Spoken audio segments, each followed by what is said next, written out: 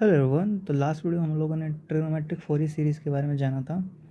हम लोगों ने जो फोरियर कोफिशिएंट्स होते हैं उनकी वैल्यूज़ भी ड्राइव की थी और कैसे आपकी फोरियर सीरीज़ एक स्क्वायर वेव को जनरेट करती है वो भी हम लोगों ने कंप्यूटर सिमुलेशन की हेल्प से सीखा था। ओके, तो उसके आगे हम लोग कॉम्प्लेक्स फोरियर सीरीज़ को आज सीखने जा रहे हैं। इस कॉम्प्लेक्स फोरियर सीरीज़ में हम लोग जानेंगे कैसे आपकी जो ट्रिग्नोमेट्रिक फोरियर सीरीज़ होती है वो एक्सपोनेंशियल फोरियर सीरीज़ या कॉम्प्लेक्स फोरियर सीरीज़ में कन्वर्ट की जा सकती है। तो जैसे आप यहाँ देख पा रहे हो कि मैंने ऑलरेडी एक ट्रिग्नोमेट्रिक फोरियर सीरीज़ लिख दी है जो कि आपकी यहाँ पे अगर आप ध्यान दें -π टू +π इंटरवल के लिए है। ओके, तो अब इस फोरियर सीरीज़ से हम लोग क्या करने जा रहे हैं, हम लोग इसे एक्सपोनेंशियल फोरियर सीरीज़ में कन्वर्ट करने जा रहे हैं। So we already know that कि आपका जो cos nx होता है it can be actually written as e to the power i nx plus e to the power minus i nx divided by 2। ऐसे ही आपका sin nx को आप लिख सकते हो e to the power i nx minus e to the power minus i nx divided by 2i। Okay, तो अब हम क्या करने जा रहे हैं, हम लोग इनकी वैल्यूज़ को यहाँ पर इस इक्वेशन में रिप्लेस कर देंगे। तो आपको जो फाइनल इक्वेशन निकल के आएगी वो कैसे निकल के आएगी, F X equals A naught plus sigma N equals 1 to infinity A N E to power I N x plus E to power minus I N X divided by 2 plus B N e to the power I n x minus e to the power minus I n x divided by 2।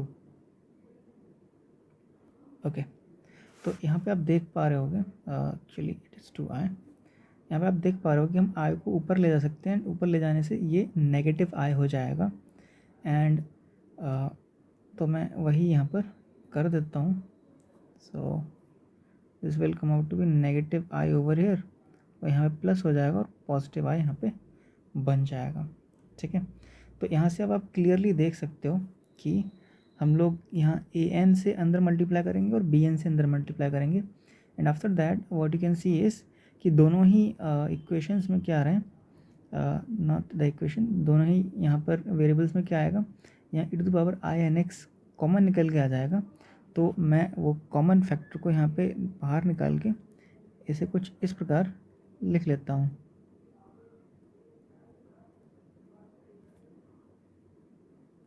Okay, तो यहाँ से अगर हम A N निकालें अंदर तो ये निकल के आएगा ए एन और यहाँ e to the power I N x लेके चल रहा हूँ मैं, तो e to the power I N x की यहाँ पे पावर क्या हो जाएगी, minus i b n divided by 2 और यहाँ लिख सकते हैं हम लोग e to the power I N x plus i to the power minus I N x ले लेते हैं तो उसकी क्या हो जाएगी ए एन। ओके, तो ए एन आपका अंदर चला जाएगा एंड देन आपके पास होगा प्लस, अब यहाँ पे देख लेते हैं i b n divided by 2 e to the power minus I N x. अब हम यहाँ पर मान के चल सकते हैं कि आपका जो a0 है वो c0 है और जो ये कोफिशिएंट निकल के आएगा वो हम मान के चलते हैं कि ये cn है एंड यहाँ पर जो भी आपका फैक्टर निकल के आ रहा है उसे हम मान सकते हैं c माइनस n। तो आपका ये जो फोरियर सीरीज़ बनेगी ये आपकी कुछ इस प्रकार लिखी जा सकती है।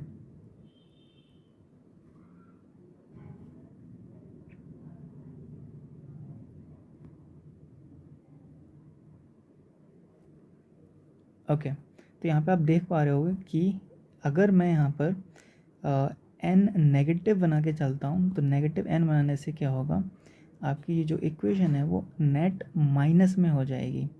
ठीक है, और वो आपका रिप्रेजेंट करेगा इस वाले पार्ट को।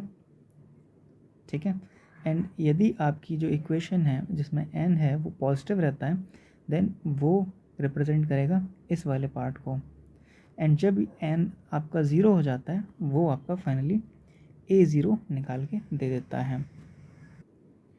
अब सवाल आता है कि आप फोरियर कोफिशिएंट्स को कैसे निकालोगे। ठीक है, तो मैं यहाँ पर जो आपकी फोरियर सीरीज़ है वो कुछ इस प्रकार से बन के आएगी, वो लिख देता हूँ।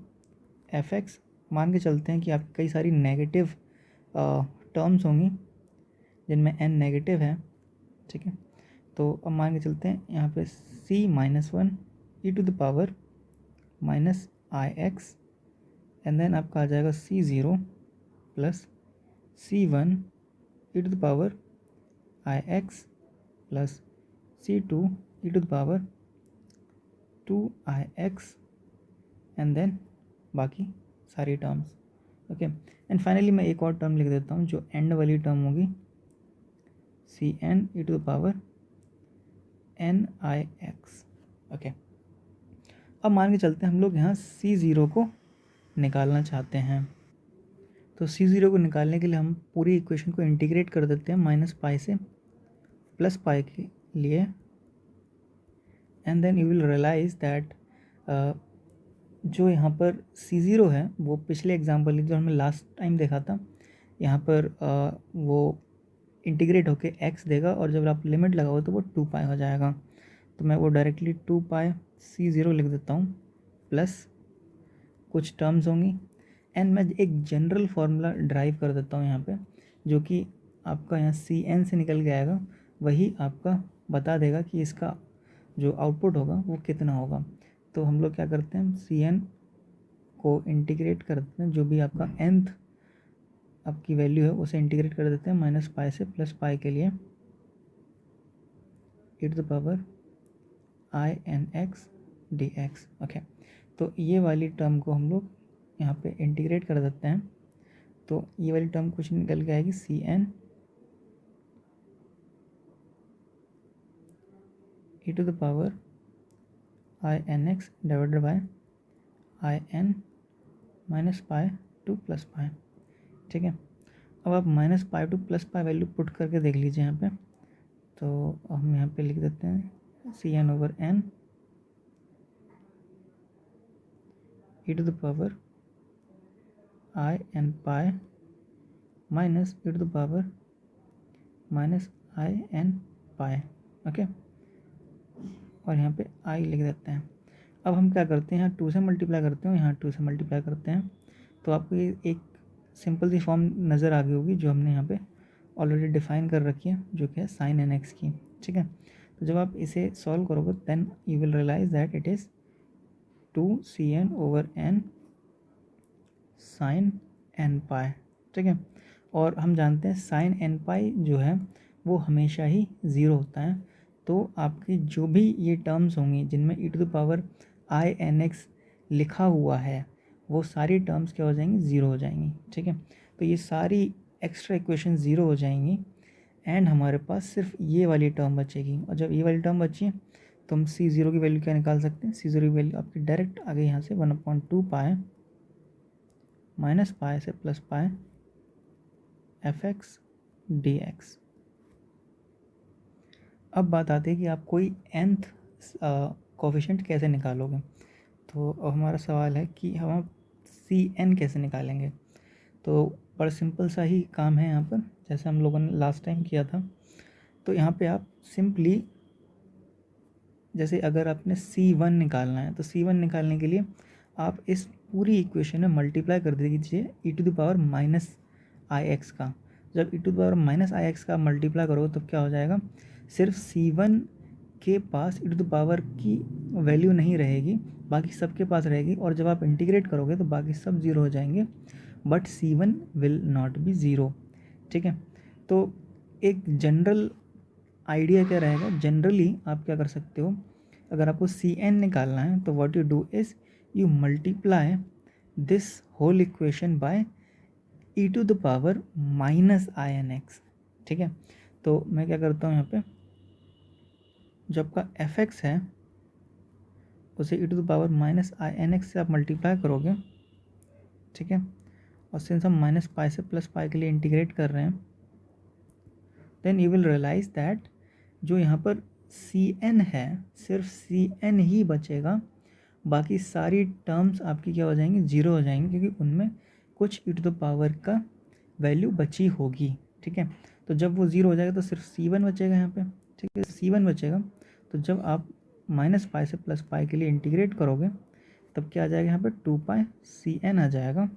And therefore what you can write is c n जो आएगा आपका, that will be 1/2 pi minus pi से plus pi f x e to the power minus I N x d x.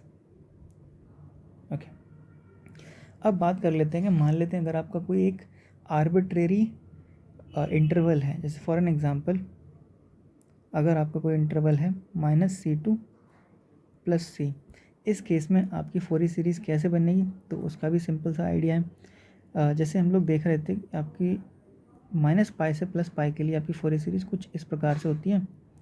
-∞ से आप चलोगे C N E to the power minus I N X होता है, ये -पाई टू प्लस पाई के लिए है।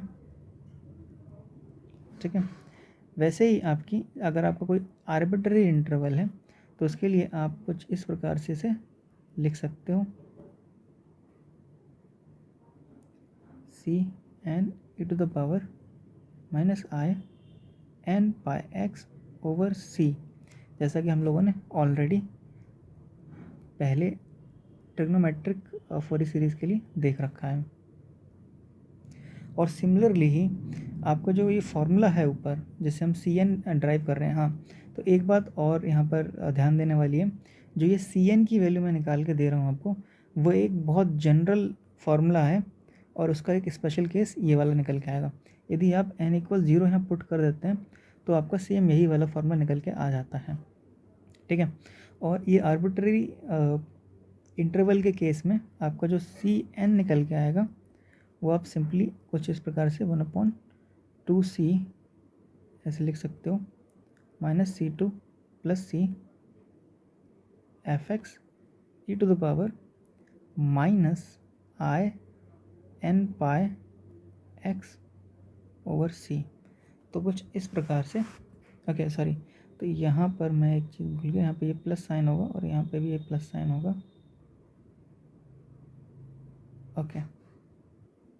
ओके, तो फोरियर सीरीज से एक बहुत यूज़फुल रिजल्ट निकल के आता है जिसे हम परसेवल्स आइडेंटिटी के नाम से भी जानते हैं। ये रिज़ल्ट आपके किसी भी फंक्शन का जिसका फोरियर सीरीज़ आपको पता चल गया है, उस फंक्शन के स्क्वायर के इंटीग्रेशन जो कि उसी इंटरवल में आप लोगे जिस इंटरवल में आपने फोरियर सीरीज़ निकाली है, उसको एक इन्फिनिट सीरीज़ के रूप में प्रेजेंट करता है। तो फॉर एन एग्ज़ाम्पल हम मान लेते हैं हमारे पास फंक्शन एफ एक्स है जो कि ऑलरेडी हम लोग लेके चल रहे हैं। तो यदि हम लोग जैसे अभी -पाई टू +पाई इंटरवल की बात कर रहे थे, तो उसी इंटरवल में यदि इसे इंटीग्रेट करें, इसके स्क्वायर को इंटीग्रेट करें, देन परसेवल्स आइडेंटिटी कहती है कि इसका जो आउटपुट आएगा या जो रिज़ल्ट आएगा final, that will come out to be 2a0² plus sigma n = 1 to ∞ an² plus bn²। अब सवाल आता है कि ये रिज़ल्ट कहाँ से आया। ठीक है, तो वो भी देख लेते हैं। तो हमारे पास जो फोरियर सीरीज़ है, हम लोगों ने जो लास्ट टाइम में डिस्कस किया था, वो फोरियर सीरीज़ कुछ इस प्रकार से होती है।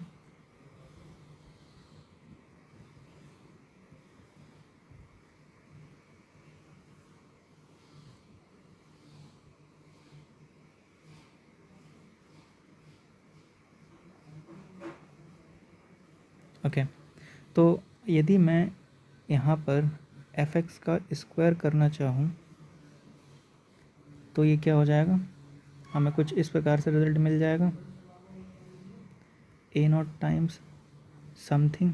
ठीक है, प्लस देखो यहाँ पर सिर्फ a0 टाइम्स कॉस्ट टर्म्स आ जाएंगे, जो भी है कॉस्ट टर्म्स हैं, फिर आपके ए नॉट टाइम्स साइन टर्म्स आ जाएंगी, ठीक है।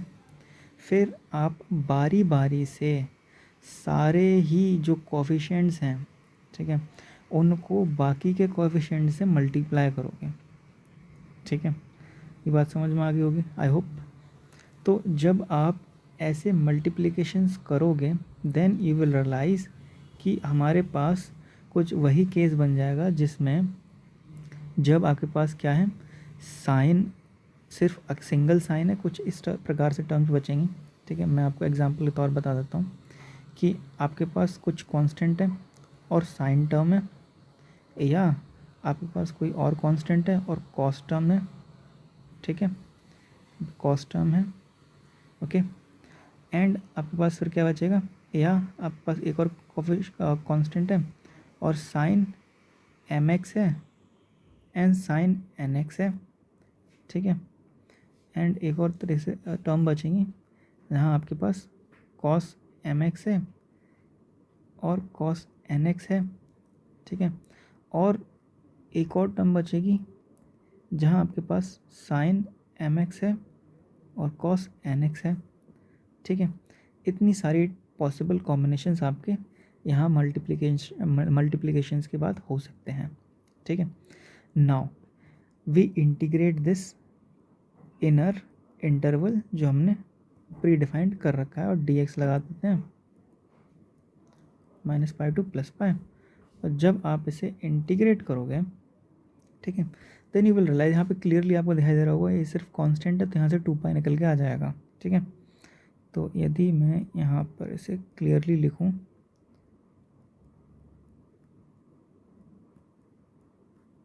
ओके, तो यहाँ से हमें 2π बाहर निकल के आ जाएगा।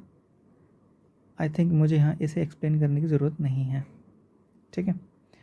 अब देखते हैं आगे क्या होता है। देखो, जब आपकी ये वाली टर्म है, ठीक है, साइन एक्स है, और इसे जब आप -π से +π के लिए इंटीग्रेट करोगे तो ये ज़ीरो हो जाएगी, और ये हमने रिज़ल्ट पिछले वाले वीडियो में डिस्कस कर लिया था।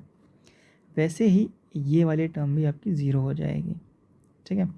अब आते हैं ये वाले टर्म्स में। तो जब आपका m n के बराबर है, ठीक है, इसका मतलब ये हो गया जब आप मल्टीप्लाई कर रहे हो a1 sin x को a1 sin x से ही, क्योंकि हम fx² ले रहे हैं यहाँ पे, ठीक है। तो जब आपका m n के बराबर हो जाएगा तब आप इसे इंटीग्रेट करोगे तो जो आपका रिजल्ट निकल के आएगा वो पाई निकल के आएगा, ठीक है। -π टू +π के लिए पाई निकल के आएगा। रेस्ट ऑल द केसेस में m नॉट इक्वल्स n के केसेस में आपका जो ये इंटीग्रेशन निकल के आएगा वो ज़ीरो निकल के आएगा, और ये हमने लास्ट वीडियो में डिस्कस कर लिया था, ठीक है। तो जब ये आपस में बराबर हैं, m इक्वल्स n है, तो उसमें आपका क्या निकल के आ जाएगा, a1 निकल के आएगा, a1² निकल के आएगा, और यहाँ पर जो इंटीग्रेशन आएगा वो आपका पाई आएगा, ठीक है। वैसे ही आपकी सारे ही a के टर्म्स में रिज़ल्ट निकल के आएंगे, और वैसे ही जब आप इन्हें इंटीग्रेट करोगे, ठीक है, जब ऐसे भी कुछ रिजल्ट्स आएंगे आपके जहाँ साइन एम एक्स है और साइन एन एक्स है, ये आपका सारे ही केसेस में इसका इंटीग्रेशन ज़ीरो आएगा, ठीक है। और वैसे ही आपका यहाँ cos M X cos N X के साथ होगा, जब एम एन के बराबर नहीं है तो आपका ज़ीरो इंटीग्रेशन हो जाएगा, और जब एम एन के बराबर है तब आपका पाई बाहर निकल के आएगा। तो यहाँ पे क्या निकल के आ जाएगा, पाई निकल के आ जाएगा, और b1 का स्क्वायर निकल के आ जाएगा, और बाकी की सारी टर्म्स निकल के आ जाएंगी। नाउ यहाँ पे क्लियरली दिखाई दे रहा है कि हम पाई को कॉमन लेके इधर लेके जा सकते हैं, तो हम वही कर लेते हैं। तो ये हो जाएगा 1/π -π टू +π fx का square dx equals 2a0² plus sigma n equals 1 to infinity an² plus bn²। तो ये आपका वही रिजल्ट आ गया जो हमने अभी जिसकी बात की थी। ओके, तो अब बात करते हैं परसेवल्स फार्मूला क्या रिजल्ट देगा जब आपकी कोई कॉम्प्लेक्स सीरीज़ है, ठीक है, या आपके पास कॉम्प्लेक्स फोरियर सीरीज़ है। तो हम ऑलरेडी जानते हैं कि आपकी जो कॉम्प्लेक्स फोरियर सीरीज़ होती है वो कुछ इस प्रकार से होती है, n equals -∞ to +∞ Cn E to the power I N X, ठीक है। ये आपकी कॉम्प्लेक्स फोरियर सीरीज़ हो जाती है। ओके, तो इसे हम एक्सपेंड कर सकते हैं अपने हिसाब से। तो जब आप एक्सपेंड करोगे तो वो कुछ इस प्रकार से आएगी। मैं नेगेटिव टर्म्स नहीं लिखूँगा यहाँ पे, बस मैं डॉट डॉट डॉट कर देता हूँ। देन आपका आ जाएगा C0 plus C1 E to the power I X plus C2 E to the power 2IX, and ऐसे ही आपकी बाकी सारी टर्म्स आ जाएंगी, ठीक है। अब मान लेते हैं आप यहाँ पर स्क्वायर लेते हैं इसका। ओके, तो यहाँ पे हम स्क्वायर लेते हैं इसका, और जब आप स्क्वायर ले लोगे तो यहाँ क्या हो जाएगा, यहाँ पे भी सेम उसी तरह से मल्टीप्लिकेशन होगा, लेकिन यहाँ मैं सिंप्लिसिटी के लिए ये लिखता हूँ कि आपके पास क्या होगा, यहाँ पे एक तो C0 होगा और इसका स्क्वायर हो जाएगा, ठीक है, प्लस अब आपकी कौन कौन सी टर्म्स आएंगी यहाँ देख लेते हैं, ठीक है। अब देखो, जब आपका C1 लेते हैं, अगर मान लेते हैं फॉर एग्जांपल अगर C1 ले रहे हैं हम लोग, ठीक है, तो बाकी जितनी भी आप टर्म्स लेके चलोगे, सारी जितनी भी टर्म आप लेके चलोगे, उनमें सब में e to the power I x की कुछ ना कुछ पावर होगी ही होगी, ठीक है। बट जब आप C1 -1 लेके आओगे, सिंस उसमें अब माइनस आई एक्स की पावर होगी, तो ये ज़ीरो हो जाएगा। तो ये C1 C-1 कुछ इस प्रकार से रहेगा। वैसे ही C1 और सॉरी C2 C-2 इस प्रकार से रहेगा। एंड मैं मान के चलता हूँ बाकी सारी टर्म्स जिनमें एक्सपोनेंट है, ठीक है, तो मैं एक्सपोनेंट टर्म्स नाम से लिख देता हूँ उसे, ठीक है। अब जब हम इसे इंटीग्रेट करेंगे तो ये सारी एक्सपोनेंट टर्म जीरो हो जाएंगी, और ये हमने रिजल्ट पहले ही देख लिया है, ठीक है। तो -π से +π के लिए हम इसे इंटीग्रेट करने वाले हैं, ठीक है। ओके, तो हमें ऑलरेडी पता है ये तो ज़ीरो ही हो जाएगा, ओके। लेकिन यहाँ पे हमें क्या देखने को मिलेगा, यहाँ पे हम देख पाएंगे कि आपके पास ये आ जाएगा 2π C0² plus C1 C-1 plus C2 C-2 और बाकी की सारी टर्म्स, ठीक है।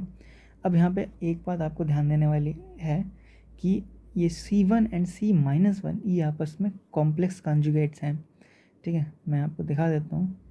जब हमने C1 और Cn और C-n निकाले तो देखो आप, ये आपस में एक दूसरे के कॉम्प्लेक्स कॉन्जुगेट हैं, क्योंकि इसमें -IBN आ रहा है तो इसमें +IBN आ रहा है, तो ये एक दूसरे कॉम्प्लेक्स कॉन्जुगेट हैं। और जब हम दोनों कॉम्प्लेक्स कॉन्जुगेट को मल्टीप्लाई करते हैं तो टेक्निकली आपके पास जो आंसर आता है वो आता है उसके मॉड का स्क्वायर, ठीक है। तो ये आ जाएगा C0² प्लस ये आ जाएगा आपका C1 के मॉड का स्क्वायर प्लस C2 मॉड का स्क्वायर और बाकी सारी टर्म्स, ठीक है। तो हम क्लियरली इसे लिख सकते हैं कुछ इस प्रकार, 1/2π -π to +π fx square dx equals sigma n equals 0 to infinity Cn squared. तो ये आ गया परसेवल फार्मूला आपका फोरियर सीरीज़ के लिए, जो कि कॉम्प्लेक्स फॉर्म में है। अब क्वेश्चन आता है कि मान लेते हैं आपकी जो फोरियर सीरीज़ है वो आर्बिट्रेरी टाइम पीरियड में या इंटरवल में कंटिन्यूस है या पीरियोडिक है, सॉरी, तब आप कैसे परसेवल्स फार्मूला अप्लाई करोगे। तो सिंपल सी बात है, मैं उसे ड्राइव करने नहीं जा रहा हूँ, I will just tell you the results. आपने यहाँ पे एक पैटर्न नोटिस भी किया होगा। अगर मान लेते हैं हमारी जो स्क्वायर ले रहे हैं हम लोग फंक्शन का वो -C2 + C है, तो ये आर्बिट्रेरी इंटरवल हो गया।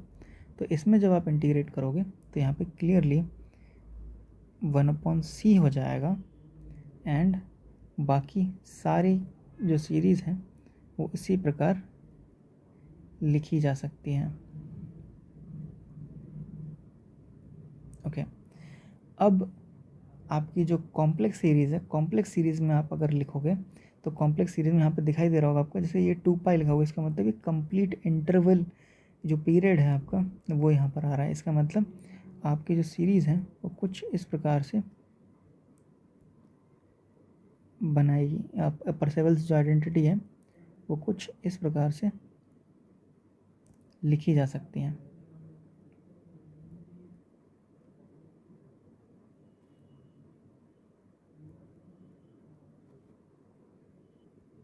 ओके, तो इस प्रकार हमारा जो फोरी सीरीज़ का पार्ट है वो कंप्लीट हो गया। अब नेक्स्ट वीडियो में हम लोग इससे रिलेटेड कुछ क्वेश्चंस करेंगे जो ऑलरेडी CSIR नेट फिज़िक्स में आ रखे हैं या आपके गेट फिज़िक्स में आ रखे हैं। So thanks for watching this video and I will see you in next one.